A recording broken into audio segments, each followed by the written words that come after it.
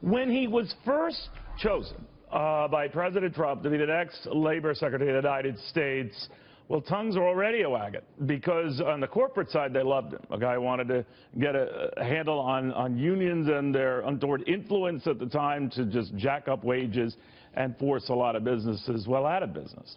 Then it morphed into something like a struggle between unions and that pick, Andrew Puzder, of CKE fame, of course, the parent company for Carl's Jr., Hardee's, et al. There were a couple of remarkable developments in this saga that bear repeating here.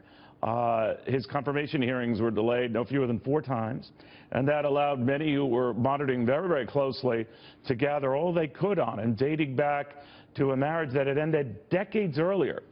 We had never seen anything like this unless you went back to the days of Raymond Donovan, who was also a Labor Secretary candidate for then Ronald Reagan. That was then. History had an eerie way of repeating itself now. Of course, now Andrew Puzder is the former candidate for Labor Secretary. He took himself out of the running when it looked like it wasn't going his way at all, and a number of Republicans who were getting skittish after the Betsy DeVos hearings for Education Secretary had made them all the more skittish for another controversial nominee. That is the story you probably know. What you don't know is how Andrew Puzder feels about all of this, because he hasn't really been talking about it. He is now. Andrew Puzder, the former Labor Secretary nominee, the CKE Restaurants CEO, with us right now. Good to see you. Good to be here, Neil. Thank you. How you doing? I'm doing fine. I'm disappointed. It was very sad to watch the President's State of the Union. While the speech was incredible and kind of watching the Democrats act like petulant children was kind of enjoyable. It was tough to see all the guys I'd been hanging out with and gotten to know who would be in the cabinet down on the floor, and to hear the President talk about a lot of issues that you and I have been talking about for the past 8 to 10 years on your show, and that I've been writing about and very involved with, and where I could have been a big help to the President. It was very hard to watch that. It was kind of heartbreaking, but I'm fine. I'm going to continue to try and fight for workers' rights and free enterprise. I'm not giving up after this, but it was a tough fight. How did you tell the President you were taking yourself out of the running? Well, actually, I got a call from somebody high up in the administration who said, look, we've talked to Senator McConnell, and Mitch was spectacular, by the way. He was absolutely 100% supportive, and I think gave this fight everything he had.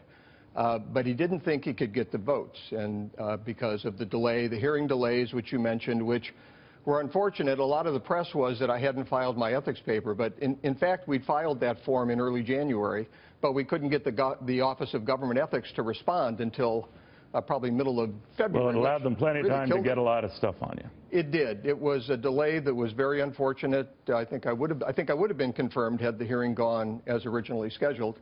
But I didn't want to tilt at windmills. Once you had 3 senators who wouldn't support you in the Republican Party, you were done.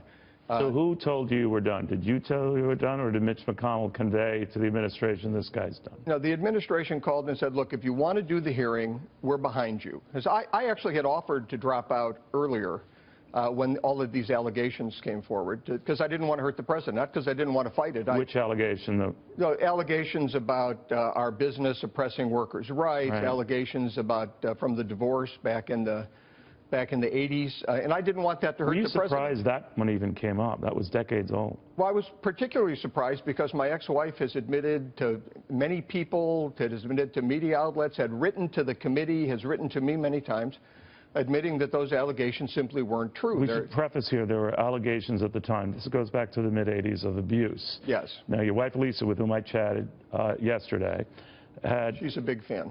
And of yours as well. You obviously have a very amicable relationship now. We do. She recanted those comments, and yet the media never took that, just went back, and then we had the release of a tape with her on Oprah, right. And that gave it a sort of a new lease on life. What did you think of that? Well, they kept repeating the allegations. There'd be 3 paragraphs of allegations, and then at the end they'd say she recanted. Well, I mean, she had done more than recanted. She'd come out and said, look, these allegations simply weren't true. He was a good guy.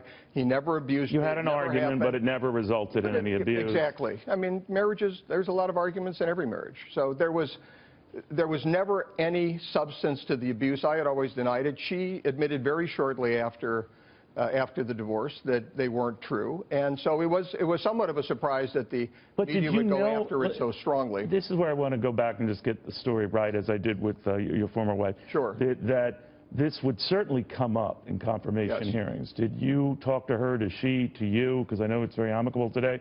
Look, this is going to come up. Did you tell the president this could come up? What?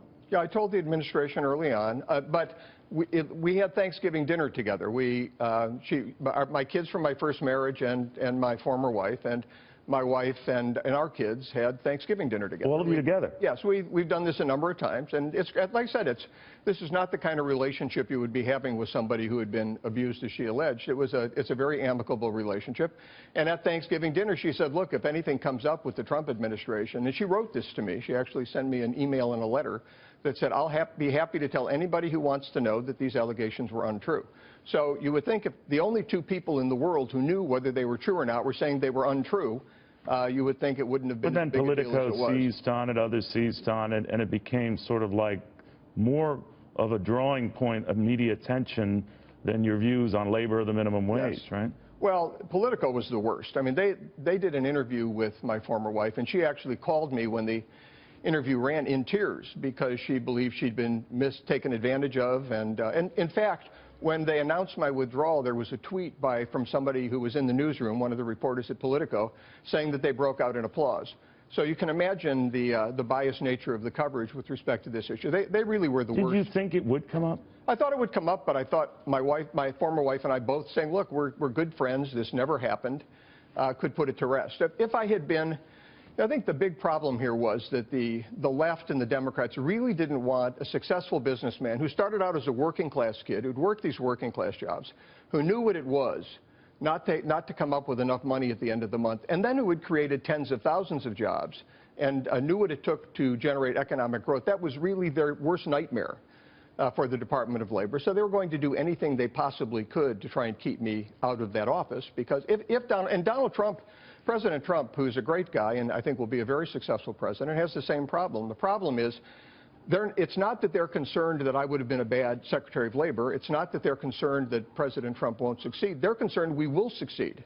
Because if we succeed with conservative economic principles, if we cut taxes like Reagan did, if we reduce regulations like Reagan did, and we have a similar result where employment goes up, economic growth goes back to 3.5% or 4%, well, that really puts the lie to what the left has been telling